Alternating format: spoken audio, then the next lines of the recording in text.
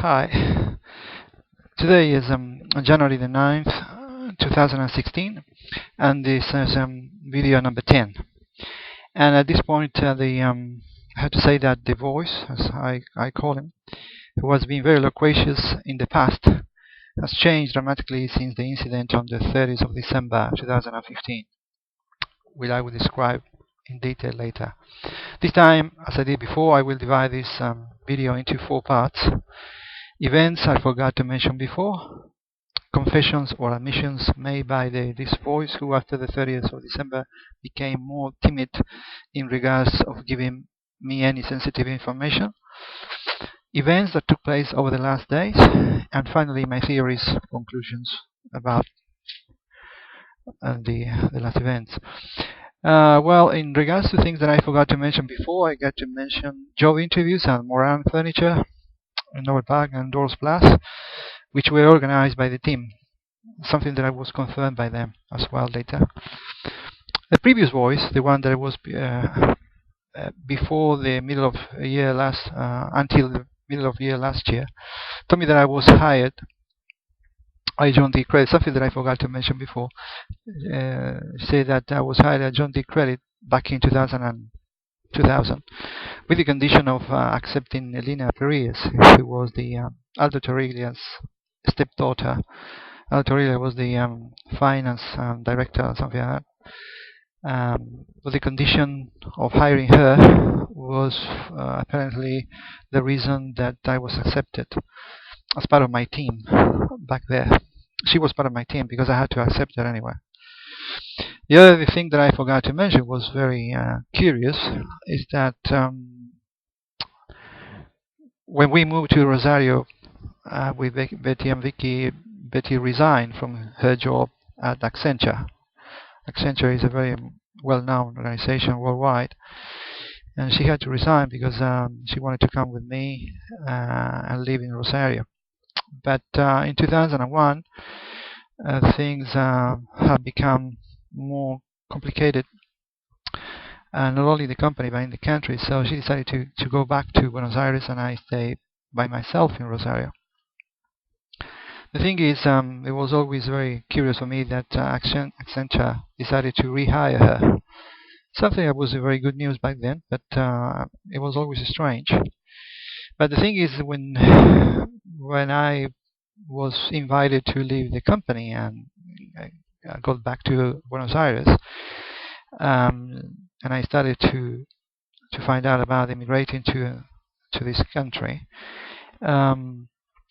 she was eager to resign to her job.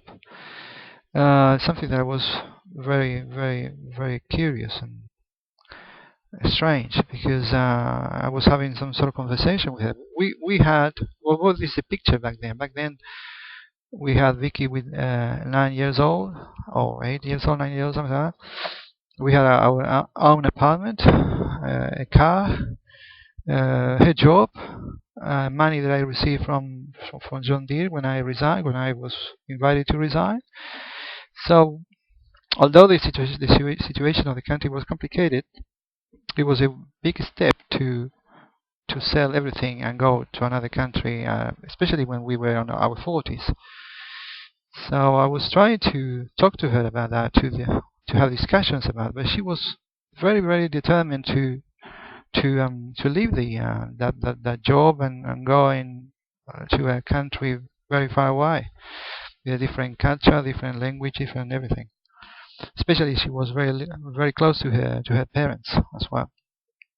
But she was determined anyway to do that. So I was wondering if the job at Accenture was given to her with the condition to emigrate afterwards. There's a theory, but I've been thinking about that. The other thing that I forgot to mention before is the Medicare card. Already here, a few years ago, was under my old name, despite I changed it in 2006. I fixed that situation in 2012. This is linked to a report that Dr. Jacobs wrote down using my old name. I think that they all linked. These things are linked somehow. I remember a couple, Argentinian couple that we met shortly after we arrived here, that I haven't heard anything from them anymore, and they were very polite, but disappear with the wind. Horacio Hack and wife, I think her name was Susan. In regards to admissions or confessions of this voice that is, like I said before, is a young, or I don't know if it's too young, or perhaps more than one, but he's a gay guy. His credibility is at least questionable, as I said before, but he remained very quiet since the 30th of December. But he somehow resumed, especially telling me things, especially since the January the 3rd onwards. He kept mentioning Jeff McNamara as part of their team. He said that what happened on March 3rd, 2010 in Gembrook was somehow connected to them.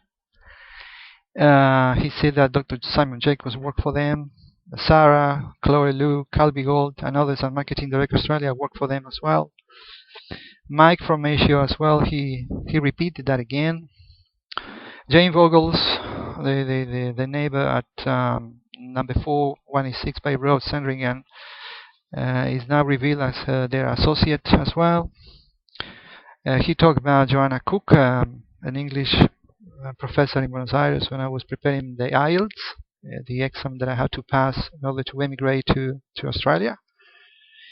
He also said that Aaron and Paula, an old elderly couple who were Rita's friends, were as well part of the team, and well, we lived with them 2 weeks, I remember, in 2004 in Caulfield South. He also mentioned Dr. Cheng, but I'm my dentist. I'm going to see him on Monday, but I'm not quite sure about that.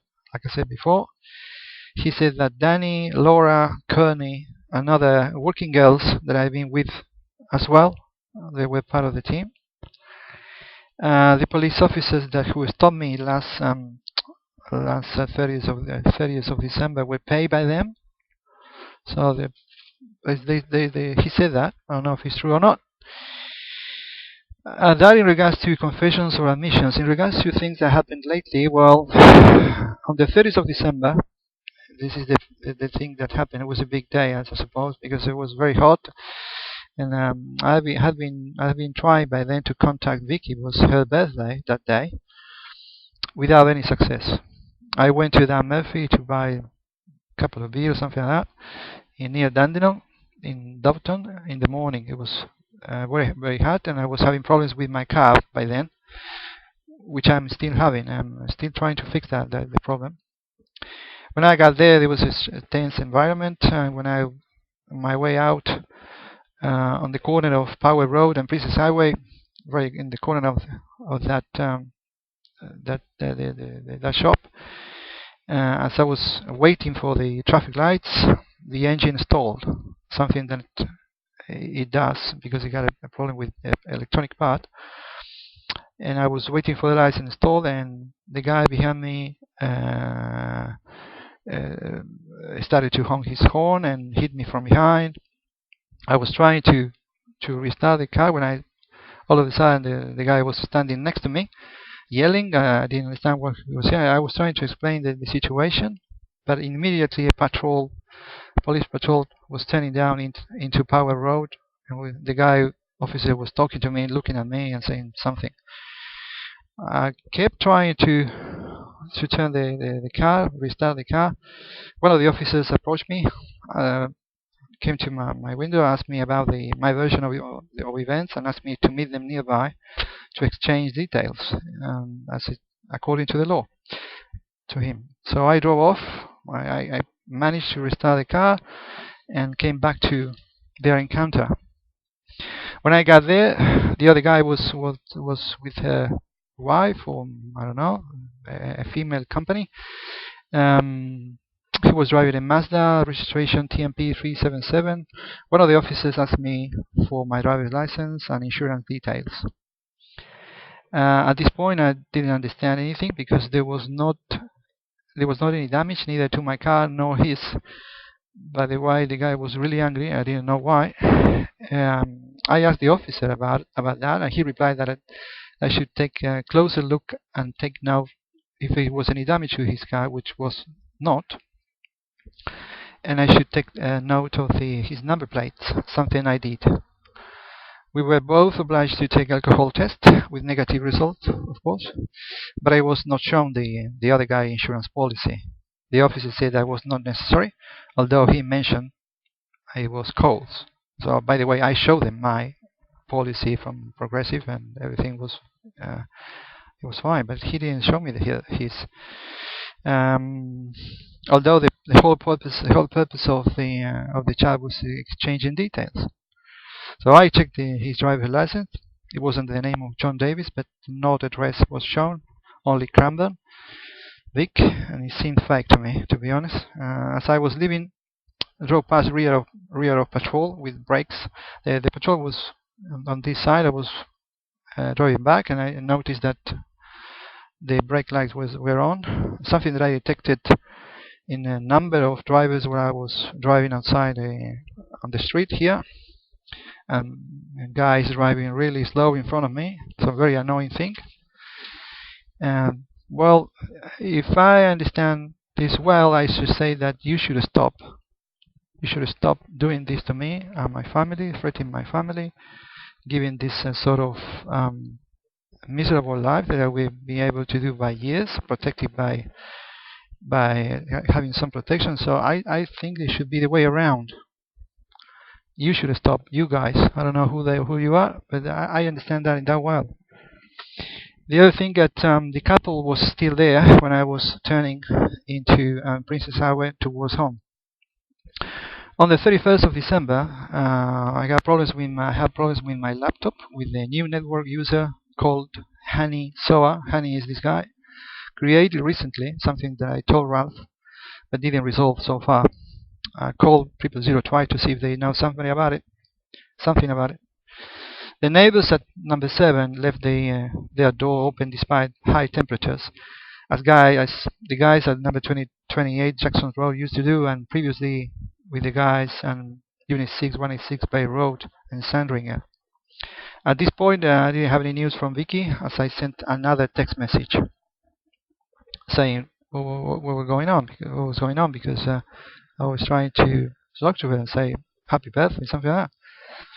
On January the 1st, since I haven't heard anything from Vicky, I was started to worry about it. I decided to call her without leaving any message. So I was thinking of going outside, going out and see if I can do something, when all of a sudden I received a phone call from Betty. The last time that she called me was back on April the 5th, 2014, so a long time ago. We talked about the phone for an hour. She started asking if I was trying to talk to Vicky. So I wondered, how did she know it was me, since my phone number is not shown when I make a call. I heard when I was talking to her, like somebody coughed briefly. So I asked her about, and she denied that. What followed was at times a bizarre conversation. She reminded me about the message that I sent to them back in 2009. But after that, we were able to talk in a civilized way many times. I mentioned her about my videos and seemed worried about it, saying that I shouldn't go back in time, like she was being threatened. Don't involve Vicky, she said as well, but unfortunately she has been involved since the beginning, and I think they have her involved, not letting talk to me at all. And one of the things that I noticed is when I try to send a message to her number, she didn't ask at all, never. But when I'm using the WhatsApp user, somehow I receive answers that I suppose that are not from her, because it's not her wording. She doesn't use those words. So somebody else is using her user WhatsApp to answer me. The other thing is, do you think that you are being followed? She asked me. Actually, I never said that. during our conversation. So I replied saying I didn't know, since I don't pay attention to that, and I don't. So I think that I've been followed, but it's from a long time ago, so I got used to that. I don't know. I don't pay attention to any case. To be honest, I don't know why. Because I got nothing to hide or anything to run away. So I don't know what they do in this. But she asked me that. Strangely enough, I reminded her about the WhatsApp message I sent her back in July 2015 regarding my feelings toward her. She didn't deny it. She didn't deny the message, but said I was the one who made the decision. But I reminded her that no woman was involved when I made the decision to separate and divorce her afterwards. I was a bit surprised about her answer, but at least she didn't deny the message. She also said, "You know, I'm with Simon." Well, how could I know that? I don't know. I don't know where do they live to this point. I suppose that they moved from. They told me some in the past that they moved from their previous address. So I don't know exactly where they live. I don't want to. At this point, I'm not thinking right now to go over there to the old address, but I wasn't told by them, and I don't want to make more pressure on these things. I know where Vicky works. She told me that she works at Safeway in Menton, and she told me that. But I don't want to go there because I expect her to tell me to do that. I don't like this kind of harassing people, even when it's my daughter. But at least I want to know about it and to talk to her. She said at some point that, why don't you come back to Argentina? And I said, well, the answer is obvious. No place to live, no job. And more importantly, the situation there with the new government seems at least unstable.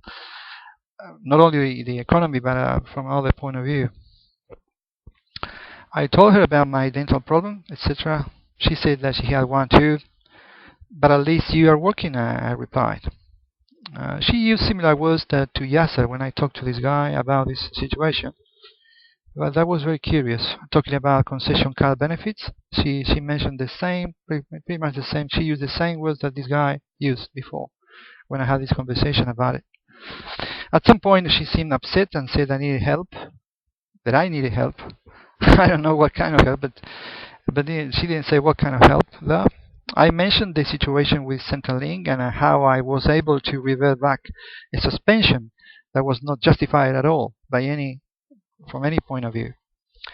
I described the situation to her, and I also told her about the reaction to my videos from people every time that I go outside. I described the episode with the police on the 30th of December, and her answer was really surprising. She said there are a lot of strange people in the city. I don't know what she meant with that, but she told me that. I told her perhaps the Argentinian government was involved, and she reacted quickly denying that. I mentioned a few government officials with problems with the justice from the previous government, and denounced by certain journalists. She said that she didn't know anything about it. Well, it was hard to believe. Also, that I've been posting comments on Argentinian newspapers, but have been censored by Clarín, one of the biggest newspapers, for many weeks so far. That I reported to the AFP on the 26th of December regarding drug trafficking and money laundering. I described the situation at home and similarities with previous house. The problem with my laptop similar to the one I had before with my PC.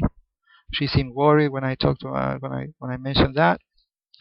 The fact that Cherry, I described the episode with Cherry and his boyfriend in the other house. I mentioned that Vicky resumed phone contact with me after my visit to the skating club in Karen Downs, where Simon, his partner, I suppose, is training regularly. Strangely, she didn't say a thing about it, but it happened in that way. She didn't ask anything about me if I'm with another woman. It's like if she knew everything about me, to be honest. I reminded her of strange behavior of people that we met in the past. like the couple that I mentioned before, for example, among others, she kept silent. Is still somebody threatening her? I don't know. She also remained strangely silent when I mentioned CIPSA as part of the problem for the first time in all these years. Was she acknowledging that, in fact, the problems comes from my time at John Deere? Well, way back to John Deere, maybe. On January the 2nd, again problems with my car, barely made back home from Waverly Gardens.